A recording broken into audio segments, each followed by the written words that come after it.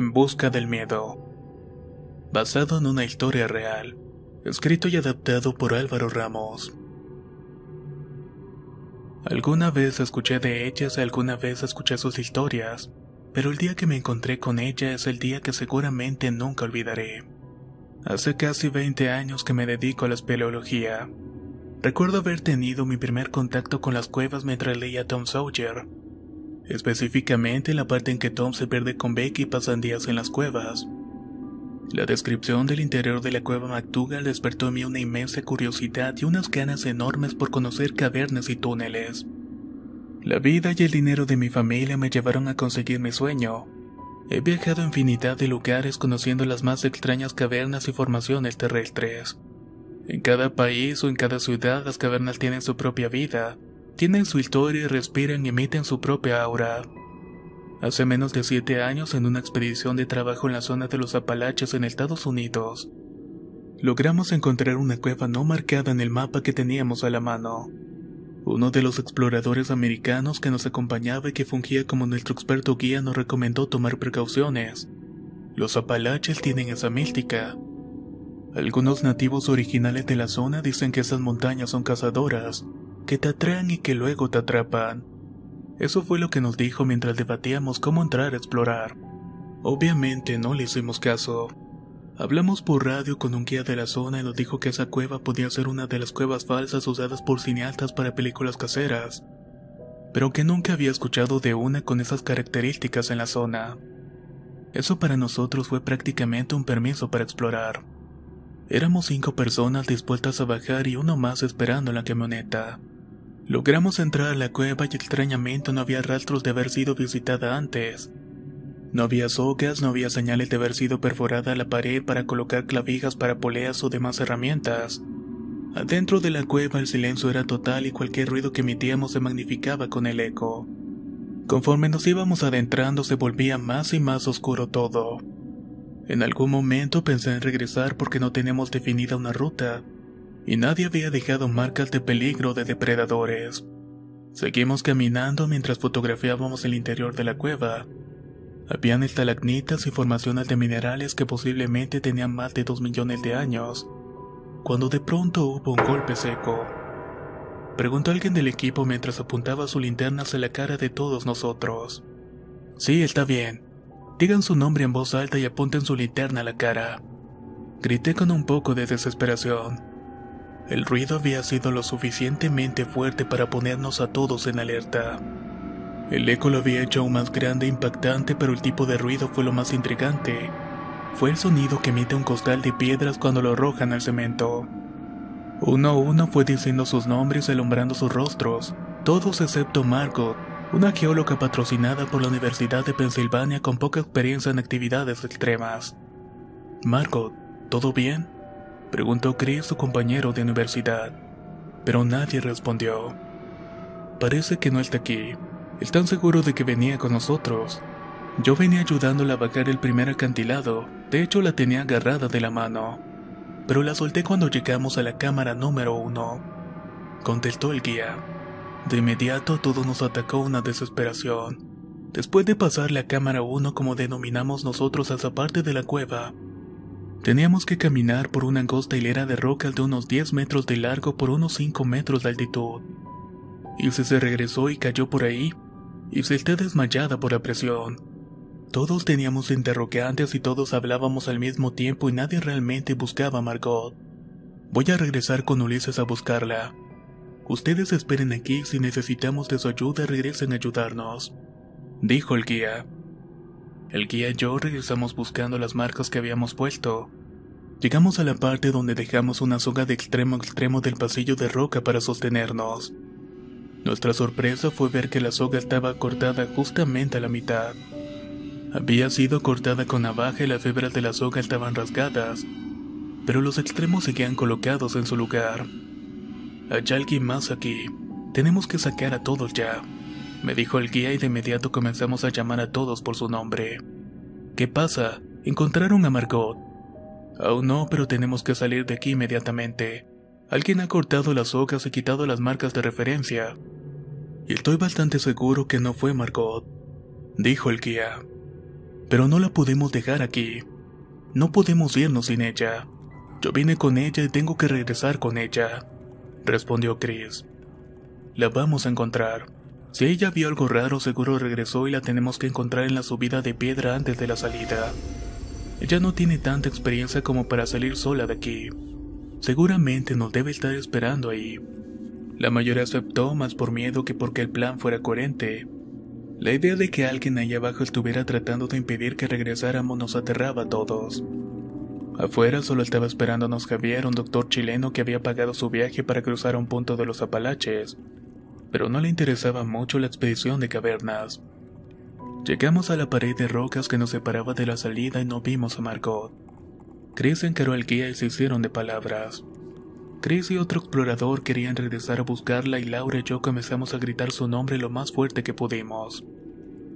Los demás hicieron lo mismo y nos quedamos callados unos minutos. Escuchamos la voz de Javier acercándose cuidadosamente mientras gritaba mi nombre, ya que yo era el único que hablaba español igual que él. De inmediato reconocí su voz y le dije que estábamos buscando a Margot, que diera aviso a los guardabosques porque íbamos a necesitar más luces. Ulises, ¿te encuentras bien? Margot está dormida en la camioneta. No nos hemos movido de ahí, dijo Javier con mucha confusión en sus palabras. De inmediato traduje el mensaje de Javier a los demás y comenzamos a salir uno por uno del lugar. Una vez fuera, Chris fue a ver a Margot a la camioneta y le contó lo que había pasado. Ella le dijo que nunca había entrado a la cueva, que había estado muy cansada de la noche anterior, que habíamos cruzado casi 25 kilómetros a pie hasta el campamento. Y claramente ella dijo que no iba a bajar con nosotros, que prefería hacerle compañía a Javier por si algo pasaba. Las miradas de todos fue de extrañeza porque nadie recordaba eso. Todos en algún momento en esas pocas horas de expedición teníamos un recuerdo con Margot. En mi caso recuerdo haberle dado una de mis linternas de mano, pero ella y Javier seguían negándolo todo. Yo estoy seguro de que te vi allá abajo con nosotros. Te tomé de la mano mientras bajábamos a la cámara 1. No era yo, te juro que no era yo, decía Margot con poca importancia mientras encogía los hombros. Y yo recuerdo que ibas detrás de mí en el pasillo de piedras.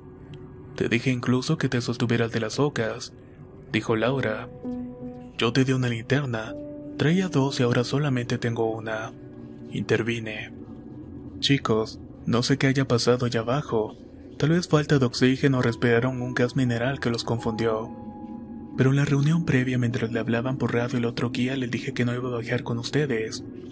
Chris, a ti te dije que dejaras el sonar que da la universidad para que no se dañara o se perdiera. Margot sacó de la camioneta el artefacto y Chris buscó en su mochila para darse cuenta que efectivamente él le había entregado el sonar a Margot, pero ¿por qué nadie lo recordaba? El guía, al que solo nos referíamos como Roche, acortado de Roger, nos dijo: hay que salir de aquí. Esta es la mística de los Apalaches. Abordamos la camioneta y echamos al maletero todo el equipo. El camino de vuelta al campamento fue silencioso y rodeado solamente de árboles en algunas zonas y una densa neblina. Todos callados esperando a que alguien hiciera la inevitable pregunta: ¿quién era la mujer que estaba con nosotros allá abajo? Con el tiempo perdí contacto con todos ellos. No éramos amigos, sino más bien un grupo de personas que tenían fines científicos parecidos. Pero Javier me visitó en México unos años después. Quería recorrer algunas montañas del país y necesitaba a alguien que supiera y conociera los senderos. Le dije que no era experto en senderismo, pero que tenía amigos dedicados al alpinismo, y que si yo estaba desocupado también lo podría acompañar. Para esas fechas yo ya era padre de una hermosa niña y mi esposa y yo nos habíamos conocido en expediciones de aventura. Y cuando mi hija nació decidimos bajarle un poco al ritmo de vida. Estaba más interesado en la exploración urbana y en un negocio de deportes extremos que había iniciado. No era lo mismo, pero al menos seguía en contacto con mi pasión. Me encontré con Javier y sus amigos en Puebla e hicimos un ascenso a la montaña llamada La Malinche. Todo fue perfecto aquel día y no hubo contratiempos, y sin duda esta vez no hubo eventos confusos que nos dejaran pensando. Por la noche decidimos llegar a Perote en Veracruz, pues al otro día teníamos pensado subir el cofre de Perote y tomar algunas fotos. Esa noche decidimos salir a cenar a un puesto de antojitos típicos del lugar. Hacía frío y nos hacía falta calorías en el cuerpo. Mientras cenábamos escuchamos una conversación de dos señoritas sentadas en la mesa contigua a la nuestra. No es broma, ese día me tocó cerrar a mí y el Teba me acompañó. Justo me iba contando de los túneles de Chalití. Ahí fue que vimos a una mujer caminar junto a los lavaderos. Le decía la una a la otra. Pero pudo haber sido cualquier cosa, no necesariamente un espíritu, respondió la otra chica. Sí pudo ser porque justamente cuando Esteban le dijo las buenas noches, la mujer pareció desaparecer entre los lavaderos. Además sabemos que esos túneles cruzan toda la ciudad. No dudaría que allá abajo hubiera más túneles, dijo la joven para después quedarse callada unos minutos. La plática sobre los túneles me interesó y como dije, yo ya estaba más interesado en la exploración urbana para no alejarme tanto de mi familia. Pero Javier, quien desde aquel evento en los Apalaches no había dejado de pensar en lo que nos había sucedido, le interesó más la historia de la mujer de la cual hablaban las chicas. De pronto Javier, con ese acento característico de los chilenos, dijo: disculpen chicas, mis amigos y yo venimos de Chile. Somos exploradores y escuchamos un poco de su conversación. Estamos buscando nuevas emociones, y nos parece que ir al lugar que ustedes mencionan podría ser una buena aventura. Las chicas, un poco impresionadas por lo directo que había sido Javier y en parte deslumbradas con su acento, decidieron contar aún más la historia de lo que ellas definían como ánimas. Nos contaron que ellas estudiaban en Jalapa, más o menos a 1 hora de camino de Perote, y que en esa ciudad la gente cree mucho en las ánimas, al grado de que una zona habitacional de alta sociedad lleva ese nombre. Nos explicaron que las ánimas son almas que se quedan penando en el purgatorio, almas en constante tormento y agonía que no fueron recibidas ni en el cielo ni en el infierno. Por eso vagan entre nosotros pagando sus penitencias. Algunos las describen como mujeres únicamente, pero ellas tenían la teoría de que en realidad podrían ser hombres o mujeres. Pero siempre se les ve con un atuendo negro largo desde la cabeza que cubre sus pies, que parecieran monjas y que desde siempre se asoció esa vestimenta con vestidos de mujer. Existe la leyenda de que si ves un ánima, alguien en el lugar donde la viste va a morir. Otra versión que nos contaron fue que si tú ves un ánima, alguien de tu familia moriría a menos que hicieras algo para revertirlo. Y ese algo tenía que ver con rezar y ofrecer misas por el descanso de las ánimas. Para Javier y sus acompañantes el tema era de mucho interés. Para mí lo más interesante era saber dónde se encontraban los túneles y averiguar si se podrían acceder a ellos. Ya me había ocurrido en otra ocasión que los gobiernos municipales impiden el acceso a los túneles para evitar derrumbes o evitar saqueos. Esto en el caso de que haya piezas arqueológicas en ellos.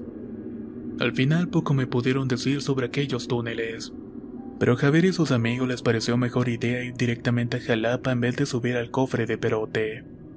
El día siguiente llegamos a Jalapa y comenzamos a recorrer las calles en búsqueda de un hotel barato y de un lugar para desayunar.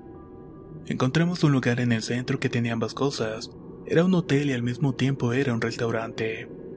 Después de desayunar fuimos por recomendación de un amigo mío a un lugar llamado la Cueva de la Orquídea. En efecto, era una cueva justamente dentro de la ciudad. Exploramos la caverna y uno de los cuidadores nos contó la leyenda del sitio. Fue cuando Javier y compañía atacaron con preguntas al encargado. El tipo nos dio una explicación muy amplia sobre Jalapa y sus alrededores. Y en efecto nos contó sobre los famosos túneles. Nos dijo que técnicamente no se permitían acceder a ellos, pero que todos lo hacían para grabar videos y tomar fotos. La cuestión era volarse los candados así de fácil, fue lo que dijo. Decidimos ir al primer lugar que nos dio de referencia.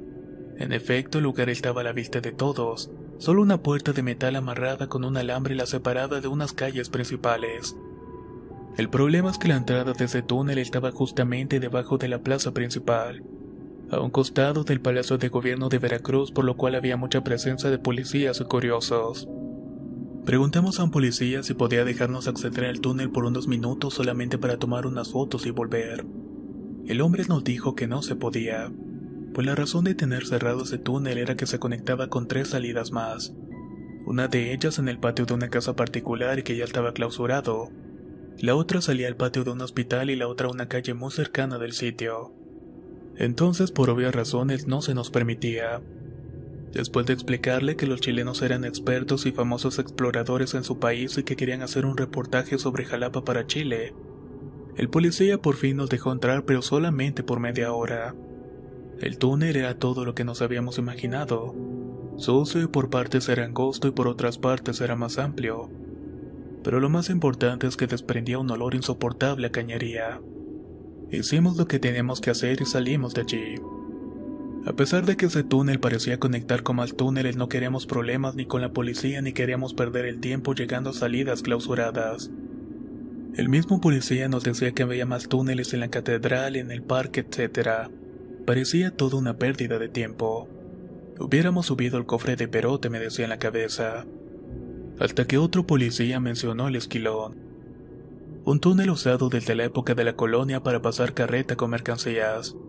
Un túnel que prácticamente atraviesa un cerro. Y lo mejor, se podía llegar en auto y era muy fácil cruzarlo. Buscamos información y vimos que era prácticamente una caverna de rocas que usaron para construir el túnel. Salimos hacia la comunidad de Naulinco cerca de las 3 de la tarde. Y al pasar el pueblo de Jilotepec logramos ver a un lado de la carretera una enorme cavidad. Es ahí. Llegamos a la comunidad del Esquilón y nos dirigíamos a un campo deportivo. Ahí sin más estaba la entrada al túnel a plena vista y entre la inmensa vegetación. La emoción nos invadía conforme nos íbamos preparando. Por fin habíamos llegado a un lugar explorable y con suficiente historia. Nos dimos prisa pues no faltaba mucho para que oscureciera. Y la idea era salir del otro lado y esperar a Juan Carlos, el único chileno que no quería entrar, para que pasara por nosotros. Entramos al túnel y nos asombramos de lo grande que era y lo bien hechas que estaban las paredes de piedra. En su interior crecían algunas plantas y se podían ver roedores huir de nosotros cuando nos escuchaban acercarnos. Conforme nos adentrábamos, yo les explicaba las técnicas y los tipos de rocas usados en la construcción del túnel, y poco a poco fuimos perdiendo la luz. Llegó el momento en que solamente podíamos ver lo que podíamos alumbrar con nuestras linternas. Nos detuvimos en una parte donde el techo se hace más alto y parecía cambiar la forma de la construcción. Seguro el túnel se construyó por partes debido a su longitud. Eso les explicaba yo cuando Javier nos hizo callar. «Silencio», nos dijo llevándose el dedo a la boca. «¿Lo escuchan?» Todos hicimos silencio. «No, ¿qué se supone que debo escuchar?», pregunté casi susurrando. Escuché una voz que decía: «Hace frío aquí adentro. No hagas caso, el Javier es muy bueno para hacer bromas. Mejor sigamos avanzando», dijo su compañero visiblemente molesto. Avanzamos unos metros más, escuchamos un silbido muy delicado. Parecía aire, pero no era un silbido hecho por una persona. De inmediato pensamos que alguien nos venía siguiendo.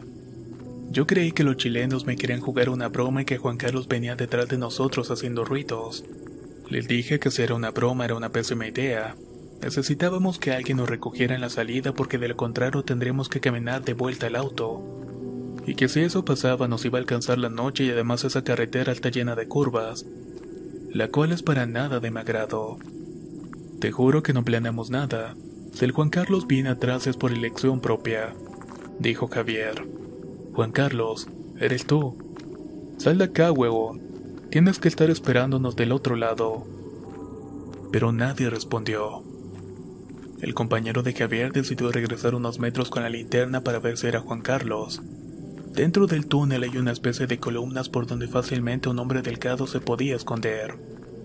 Pasaron 3 minutos y no escuchamos nada. Así que comenzamos a hablarle al otro chileno. Nico, responde. Si no era Juan Carlos, regresa y sigamos avanzando. No hay que perder el tiempo ya. Una vez más no podíamos escuchar absolutamente nada. Decidimos regresar juntos a buscarlo y algo dentro de mí pensaba que todo era parte de una elaborada broma. Pero aún así no me podía relajar. Caminamos unos metros y encontramos a Nico sentado junto a una columna. Cuando lo alumbramos a la cara tenía su dedo índice en la boca indicándonos que no hiciéramos ruido.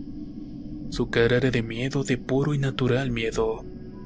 Nos pegamos de inmediato a la pared del túnel y le alumbramos al suelo. Nos acercamos a Nico y él seguía de igual manera. Cuando por fin estuvimos junto a él nos dijo: «Hay alguien aquí, pero no era Juan Carlos». Rápidamente saqué mi navaja y decidí alumbrar hacia la oscuridad. Si alguien nos iba a hacer algo, al menos iba a pelear. Cuando Nico se tranquilizó, nos dijo que mientras caminaba de vuelta vio salir de la pared a alguien. Pensó que era su amigo y un cuerpo delgado cruzó el túnel casi en un abrir y cerrar de ojos. Caminó un par de metros más y de pronto una mujer estaba frente a él. Una mujer delgada con el cabello suelto, según Nico. Esta mujer estaba flotando y no tocaba el suelo. La mujer, con una cara bastante pálida, no dijo nada. Solo se llevó el dedo a la boca e hizo la misma señal de silencio que Nico nos había hecho a nosotros. Hay que salir de aquí lo más rápido posible. Ya no quiero estar aquí adentro, dijo Nico. Pues no sé qué tan adentro estemos, pero la opción 1 es regresar y la opción 2 es salir por el otro lado. Dije de inmediato. Vámonos por la opción 2, respondió Nico casi llorando. Nos dimos prisa a caminar y ya no nos importaba ni las fotos ni admirar el túnel. Ya nos habíamos sugestionado demasiado y el miedo era nuestro dueño. Caminamos lo más rápido que podíamos hasta que de la nada escuchamos un grito horrible. Un grito seco y pronunciado, y no parecía un grito de dolor. Parecía más bien un grito de rabia. Los tres gritamos del susto. Yo dejé caer mi linterna al suelo, pero ya no me importaba nada. Salimos corriendo por un túnel desconocido sin saber qué nos esperaba y solamente alumbrados por 2 linternas. La visibilidad era menos y nadie se quería quedar atrás y corríamos uno al lado del otro. Llegamos a una parte más angosta y no podíamos correr los 3 juntos. Nico corrió por delante, yo en medio y Javier al final. De pronto un grito de Javier nos alertó a todos. Alguien me tocó, weón. Alguien me tocó. Sentí una mano helada en el cuello. Por favor, no me dejen aquí. Agarra mi mochila y no la sueltes. Trata de correr al mismo ritmo, le dije sin detenerme. Corrimos hasta que llegamos a un derrumbe y era lo peor que nos podía haber pasado. Hasta ahí llegaba el túnel. Era algo que ni el policía ni la gente que jugaba fútbol en el campo deportivo nos había dicho. Quiero pensar que porque tampoco lo sabían. Sucedía que años antes, a causa de un temblor, hubo un derrumbe en el túnel y no se podía cruzar ya por completo. Pero era algo que descubrimos de mala manera. Buscábamos desesperados una manera de atravesar ese montón de piedras, pero era imposible. Eran demasiadas y además eran muy pesadas. Javier estaba teniendo un ataque de nervios y Nico repetía desesperadamente: Juan Carlos nos está esperando, Juan Carlos nos está esperando. Traté de ser la razón del grupo y entonces les dije: quizás todo esto es parte de nuestra sugestión. No hay nada siguiéndonos y lo que vio Nico fue solamente una sombra. No hemos descansado bien también. Vamos a calmarnos y regresar lo más rápido posible a la entrada. Tal vez si corremos todavía no sea de noche allá afuera. Los chilenos no parecían muy convencidos y al contrario, por un momento parecía que preferían quedarse ahí y esperar lo que fuera. No querían regresar por ese camino. Esperamos unos minutos a que Javier tomara aire, un poco de agua y se relajara.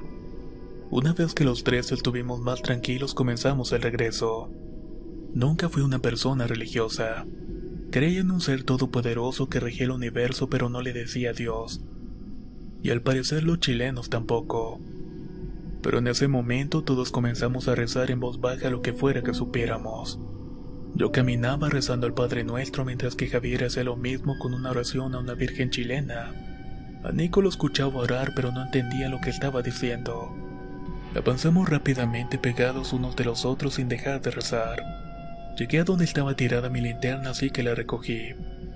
Ya con 3 luces era más fácil ver ahí adentro, lo que facilitó un poco más el regreso. Habíamos avanzado un buen tramo y sabíamos que estábamos cerca de la entrada, cuando desde el interior del túnel una voz casi gutural dijo: voltea. Hace frío aquí adentro. No puedo hablar por los demás, pero un frío recorrió toda mi espalda y el pelo de mi cuerpo se erizó por completo. Comencé a sentir en el pecho una sensación de tener una bola que no me dejaba respirar. Apreté con fuerza mi linterna y cuando pude mover mis piernas comencé a correr lo más rápido que pude. Los chilenos hacían lo mismo detrás de mí y ya no se veía nada. Ya era de noche afuera y sabíamos que la entrada estaba muy cerca porque podíamos escuchar el ruido de afuera. Una vez afuera, Javier nos dijo que después de escuchar esa voz, mientras íbamos corriendo, los gritos de una mujer se hacían más y más fuertes. Yo no recuerdo eso y no escuché nada más después de la horrible y sucia voz que me invadió de miedo. Supongo que fue lo mejor para mí. Afuera logramos tener señal para marcarle a Juan Carlos. Él me había marcado 6 veces ya y seguramente tenía un buen rato esperándonos. Le dijimos que regresara por nosotros y le explicamos que había un derrumbe y que no pudimos pasar. Lo esperamos en una tienda cerca del campo deportivo donde compramos algo para nivelar la presión. El camino de regreso a Jalapa fue muy silencioso. Juan Carlos nos hacía preguntas, pero todos evitábamos responderlas. Cuando llegamos al hotel eran las 7:47 de la noche. Le contamos todo a Juan Carlos, pero él no dijo nada. Creyó todo de inmediato y confiaba tanto en sus amigos que él sabe que no inventarían algo de esa magnitud para asustarlo. Esa noche cenábamos en el restaurante del hotel y una mesera de unos 50 años nos escuchó hablar de lo ocurrido. Perdón que me meta, pero eso que vieron y escucharon son las ánimas del purgatorio, siempre penando en el lugar donde murieron. Nos dijo y continuó hablando. Ese túnel no solo se usaba para transportar mercancía, en algún tiempo lo usaron bandidos para asaltar y asesinar personas. Algunos de ellos usaban mujeres que atraían a los hombres y los mataban en el lugar. Por esa razón el túnel estuvo cerrado tanto tiempo. Yo soy de Naolinco y conozco bien el lugar. Seguido pasaba en la noche por ahí y llegué a escuchar lamentos que salían de ese túnel. Mucha gente se ha accidentado en esas curvas según ellos porque han visto figuras o sombras cruzar la carretera, y eso hace que ellos pierdan el control. No sé quién les dijo que fueran tan tarde allí, pero no vuelvan a hacerlo. Cuando cae la tarde es cuando más cosas suceden en ese lugar. Hay demasiada energía contenida en ese sitio. Sabíamos que la mujer no mentía con lo dicho. Lo habíamos vivido en carne propia. Esa misma noche, por recomendación del mismo amigo que nos recomendó visitar la cueva de la Orquídea, fuimos a tomar unas cervezas a un pequeño bar de un conocido suyo en un barrio llamado Chalití. El lugar era muy bonito y todo parecía hecho para una película de época. Una pequeña plazuela adornada por un puente y unos escalones. A un costado un conjunto de lavaderos con techo de tejas. El agua de esos lavaderos era de manantial y era bebible. Tomamos incluso algunas fotos del lugar para tener recuerdo. Ya en el bar el dueño se acercó a nosotros a platicar un rato. El hombre nos contó mucho sobre el origen del lugar y del nombre.